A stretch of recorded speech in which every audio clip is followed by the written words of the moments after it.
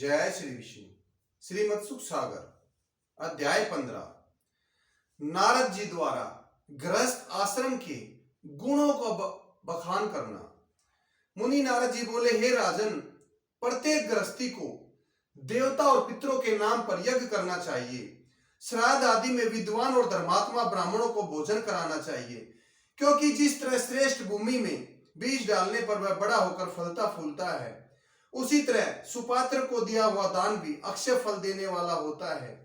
हे राजन, जो प्राणी देवता और पितरों के नाम पर हिंसा करता है वह प्राणी नरक भोगता है, क्योंकि देवता और पितृ कभी भी हिंसा से प्रसन्न नहीं होते। इसलिए भूलकर भी मनुष्य को हिंसा नहीं करनी चाहिए। इसी तरह जो प्राणी संतोष नहीं करता वह प्राणी भी नरक का भागी बनता है। प्रत्येक गृहस्थी को सदैव संतोष रखकर किसी भी बात की कभी प्रतीक्षा नहीं करनी चाहिए। हे राजन, जो स्त्री पुरुष चारों आश्रमों में रहकर शास्त्रानुसार पालन नहीं करते हैं वे नाम के आश्रमकारी कलहकार अंत में नरक के कष्टों को भोगते हैं। प्रत्येक स्त्री पुरुष को प्रवृत्ति या निवृत्ति मार्ग से प्रभु की भक्ति जरूर करनी चाहिए, क्योंकि दोनों मार्गों में बैकुंठ में जाकर वह आवागमन के चक्कर से छूट जाते हैं। जो गृहस्थ अपने नियमों का पालन करता है वह योगियों में श्रेष्ठ कहलाकर मुक्त हो जाता है, लेकिन जो वानप्रस्थ और सन्यासी अपने नियमों का पालन नहीं करता माया के जाल में फंस जाता है, वह कुत्ते की तरह चाटता हुआ नरकों के कष्ट झेलता है।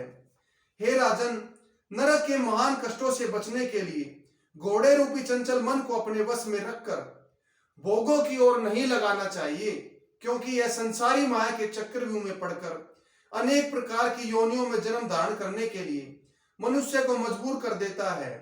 मैं पिछले जन्म में हाथ उपवर्ण नामक गंधर्व था और अच्छा गायक तथा रूपवान होने से अप्सराएं मुझसे प्रेम करती थी। एक दिन की बात है कि मैं विश्वकर्मा की सभा में गाना गाने गया। जब मैं गा रहा था लेकिन मेरा मन एक अप्सरा में लगा हुआ था। मेरा गाना गाने में जरा भी मन नहीं लग रहा था। उसी समय ऋषि अंगिरा को देखकर जोर से हंस दिया। ऋषि अंगिरा सुंदर नहीं थे, इस बात पर ऋषि अंगिरा को क्रोध आ गया और उन्होंने क्रोधित तो मुझे शाप दिया, हे दुष्ट, तू शूद्र हो जा। हे राजन, उस शाप के कारण मैंने ब्राह्मण के घर ब्राह्मण की दासी के जन्म लिया, लेकिन उस जन्म में मैंने सत्संग करके हरि भजन किया, इसलिए उस पुण्य प्रताप से मैं ब्रह्मा जी के यहाँ पैदा हुआ, महर्षि नारद कहलाया। हे राजन, श्याम सुंदर प्रभु श्री कृष्ण जी की जगत में कल्याण के लिए और पृथ्वी का भार उतारने के लिए मनुष्य के अवतार धारण किए हुए हैं। इन्हीं प्रभु श्री श्याम जी के दर्शन करने के लिए कभी कभी हम आ जाते हैं। जो कोई प्राणी एक बार सच्चे मन से इनका नाम उच्चारण कर देता है वह आवागमन के चक्र से छूट जाता है। आपके अहोभाग्य है जो आप सदैव उनके दर्शन के सखा रूप से उनके साथ रहते हैं।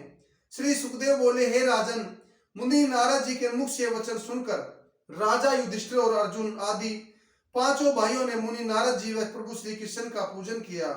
इसके पश्चात मुनि नारद जी हरि कीर्तन करते हुए ब्रह्मलोक चले गए। उनके ज्ञान देने पर राजा युधिष्ठिर आदि प्रभु श्री कृष्ण जी को पूर्ण ब्रह्म परमेश्वर जान उनके ध्यान में मग्न हो गए। जय श्री हरि विष्णु।